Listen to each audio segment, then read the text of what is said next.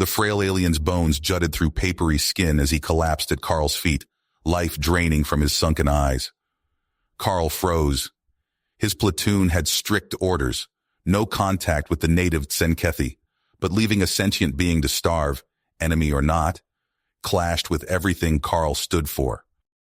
The distant planet XK-217 was harsh and unforgiving, its sprawling deserts and jagged canyons a testament to the catastrophe that decimated the once thriving Tsenkethi civilization.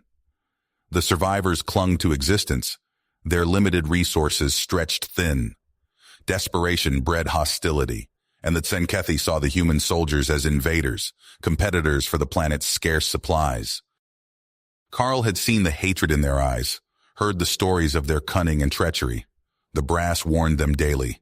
The Tsenkethi would exploit any weakness. One mistake could jeopardize the entire human mission. But this Tsenkethi, Ren, was no threat. Just a forgotten elder, left to waste away. Carl's conscience gnawed at him. Miliary protocol demanded he walk away, but his humanity whispered another path. Helping Ren would be treason. If discovered, Carl faced court-martial, imprisonment, disgrace. At best, he'd be shipped home, his career in ashes. At worst, he'd rot in a cell till his bones looked much like Ren's. Yet, if he stood by, let Ren die, would he be any better than the hostile Tsenkethi who abandoned their own? The moral dilemma tore at Carl as he watched the rise and fall of Ren's labored breaths. Carl glanced around the deserted ravine. No one in sight. Jaw clenched, he made his choice. He'd feed Ren, treat his ailments, try to nurse him back to health. Orders be damned. Maybe this was a trap. Maybe no good deed went unpunished. But Carl would take that risk. Because even on a hostile alien world, light years from home, he was still human. And he'd face the consequences of that humanity, come what may. Over the next few weeks, Carl snuck away to visit Ren whenever he could, always careful to avoid the prying eyes of his fellow soldiers. He brought food, water, and basic medical supplies, watching as the elderly Tsenkethi slowly regained a spark of life. During these clandestine meetings, Ren shared stories of the Tsenkethi's past. He spoke of grand cities, advanced technology, and a thriving culture that had been reduced to ash and ruin. The catastrophe had struck without warning, leaving the survivors to fight over the scraps of their once great civilization. "We were not always like this," Ren said, his voice thin and reedy. "We were a proud people, with knowledge and wisdom spanning generations.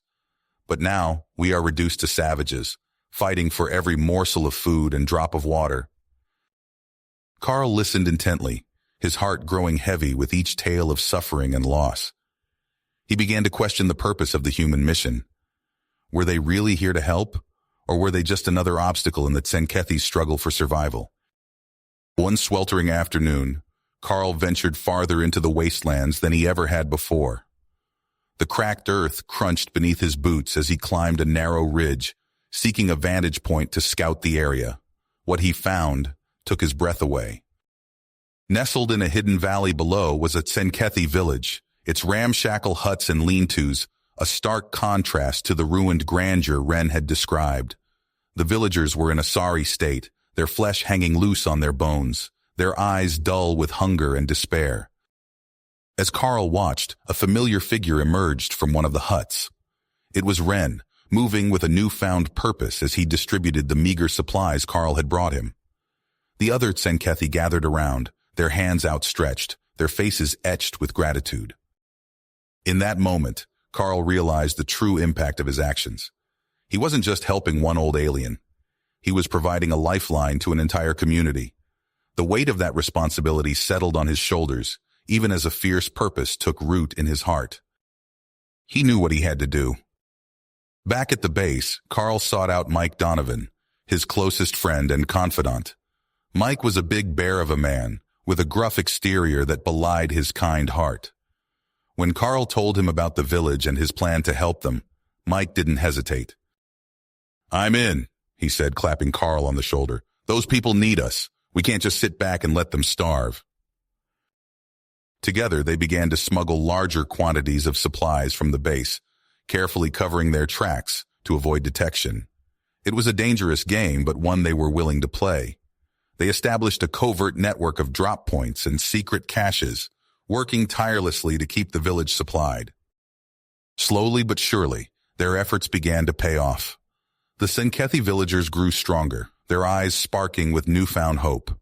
They started to see Carl and Mike not as enemies, but as allies in their struggle for survival. But even as the villagers' prospects improved, the risk of discovery grew. Colonel Briggs, ever watchful, began to take notice of the missing supplies and the increased activity in the wastelands. He called Carl and Mike into his office, his eyes hard and suspicious. "You two have been spending a lot of time out there," he said, tapping a finger on his desk. "Care to tell me what you're up to?" Carl and Mike exchanged a glance, their hearts pounding. They knew the consequences of their actions, but they also knew they couldn't abandon the Tsenkethi. Not now, not when they had come so far. As they stood before Colonel Briggs, the weight of their choices heavy upon them, they knew that the path ahead would be fraught with danger and uncertainty. But they also knew that sometimes doing the right thing meant risking everything. The story of two soldiers, a hidden village, and the fragile hope for a better future hung in the balance, waiting to be written. Colonel Briggs paced in his office, his boots thumping against the metal floor. He pulled up the inventory logs on his datapad, frowning at the discrepancies. "This doesn't add up," he muttered. Briggs called in Lieutenant Reeves, his most trusted officer. "I want eyes on Carl and Mike. Something's not right with our supply numbers." Reeves nodded. "Yes, sir. I'll put my best men on it." Meanwhile, Carl and Mike loaded up their packs under cover of darkness. "We cutting it close this time," Mike whispered. Carl nodded. "Village needs these meds. We'll be quick." They slipped out, unaware of the watchful eyes tracking their movements. The two soldiers trekked across the barren landscape, finally reaching the hidden valley. As they approached the village, shadows moved in the rocks around them. Suddenly they were surrounded. Alien warriors with plasma rifles emerged, led by a scarred Senkethi. "Halt, humans!" the leader snarled. "I am Zath. You will explain your presence here now." Carl raised his hand slowly. "We're just bringing supplies." "Lies!" Zath pressed his rifle to Carl's chest. "Why would you help us? What's your real purpose?" "Please stop," a frail voice called out. Ren hobbled forward, placing himself between Zath and the humans. "These men saved us. Without them, we would have starved." Zath's eyes narrowed. "And why would they do that? What do they gain?" Carl spoke up. "Nothing. We saw people suffering and wanted to help. That's all." Zath scoffed, but the sincerity in Carl's voice gave him pause. Carl pressed on. "Look, we have more supplies at our base. We could share them. Not just with your village, but others too. We can work together to survive this world." Zath lowered his weapon slightly. "You would do this? Share your resources with us?" Before Carl could answer, the whine of engines filled the air. Dropships descended, kicking up dust. Colonel Briggs emerged, flanked by armed soldiers.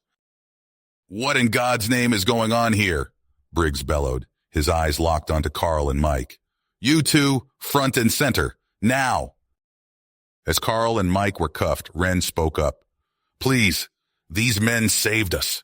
Without them, we would have died." Zath stepped forward. "It's true. They offered to share supplies to help all our people." Briggs' face was a mask of conflicting emotions. He looked from the arrested soldiers to the grateful aliens, then back to his datapad with the damning supply logs. "Sir," Carl said quietly, "I know we broke protocol, but sometimes being human means doing the right thing, even when it's against the rules." Briggs stood silent, the fate of two worlds hanging on his next words. Colonel Briggs exhaled heavily, his weathered face etched with conflicting emotions. "Fine. We'll try it your way for now. But I'm warning you, one wrong move and this whole thing goes up in smoke." Carl and Mike exchanged glances, relief washing over them as the cuffs were removed. The colonel's next words, however, wiped away any sense of victory.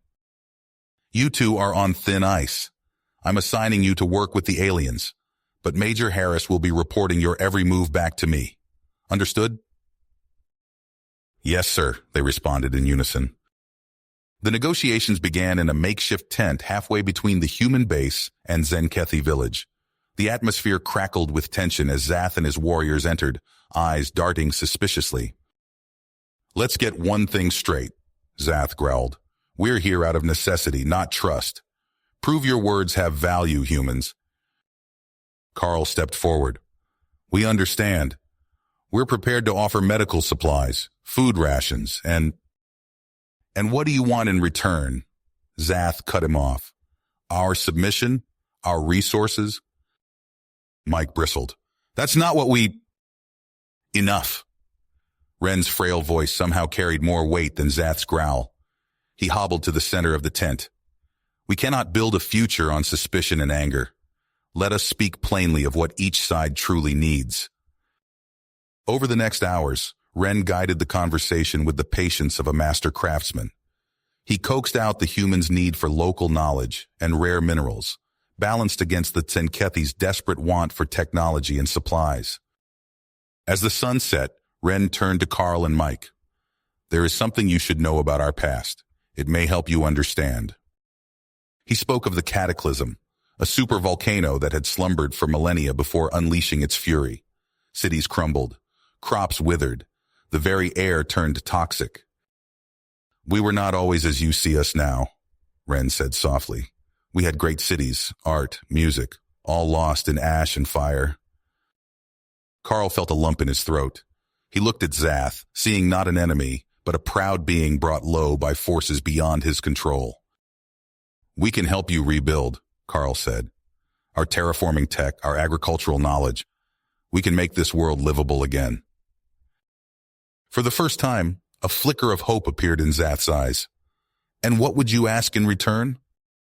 Before Carl could answer, an explosion rocked the tent. Plasma bolts sizzled through the air as masked Tsenkethi warriors stormed in. The death to the betrayers, a voice roared. Krath will purge the human filth. In the chaos that followed, Carl found himself back to back with Zath, fighting off the attackers. Mike and Ren had disappeared in the melee. As the dust settled, Carl surveyed the carnage. Both humans and Tsenkethi lay dead or wounded. The fragile trust they'd built lay shattered like the smoldering remains of the negotiation tent. Zath turned to Carl, his face a mask of fury and pain. This changes everything. Carl nodded grimly. We need to find Mike and Ren, and then we need to stop Krath before he destroys any chance of peace. Together, the unlikely allies set off into the harsh wilderness, the fate of two worlds resting on their shoulders. Carl's boots crunched on the parched earth as he led the small group through the winding canyon. Sweat trickled down his face, stinging his eyes. Mike trudged beside him, rifle at the ready. Zath and Ren followed close behind, their alien forms blending with the rocky terrain. There, Zath hissed, pointing to a narrow crevice. Krath's hideout. They approached cautiously, weapons drawn. Carl's heart pounded as they entered the dim cave. Suddenly a voice rang out. So, the traitors arrive. Krath emerged from the shadows, flanked by his warriors. In his hands, he clutched a strange device, all twisting metal and pulsing energy. Carl stepped forward. It's over, Krath. End this madness. Krath's eyes gleamed with fanatical light. Madness? I'm saving our people. He held up the artifact. This is our salvation, our ancestors' greatest weapon. What are you talking about? Mike demanded. This device can cleanse the planet of the human infestation. Krath snarled. Leave now, or I'll activate it and wipe you all out, even if it costs Tsenkethi lives. Carl's mind raced. Listen to yourself. You'd sacrifice your own people? A necessary evil to ensure our survival, Krath replied coldly. There's another way, Carl pleaded. We can work together, rebuild. Lies, Krath spat. Humans only bring destruction. The cave erupted in chaos. Plasma bolts sizzled through the air. Carl dove for cover, returning fire. He saw Mike grappling with a Tsenkethi warrior, heard Zath's war cry. A pained gasp cut through the din. Carl turned to see Ren crumple to the ground, a smoking hole in his chest. "No!" Carl scrambled to the old Tsenkethi's side. Ren's eyes fluttered open, his breath ragged. "Krath, listen. Remember who we were." His voice faded as life slipped away. Zath roared in anguish, charging at Krath. They struggled over the artifact, its energy pulsing wildly. "Stop!" Carl yelled. "You'll—" A blinding flash engulfed the cave. Carl felt searing heat wash over him, then nothing. He blinked, ears ringing.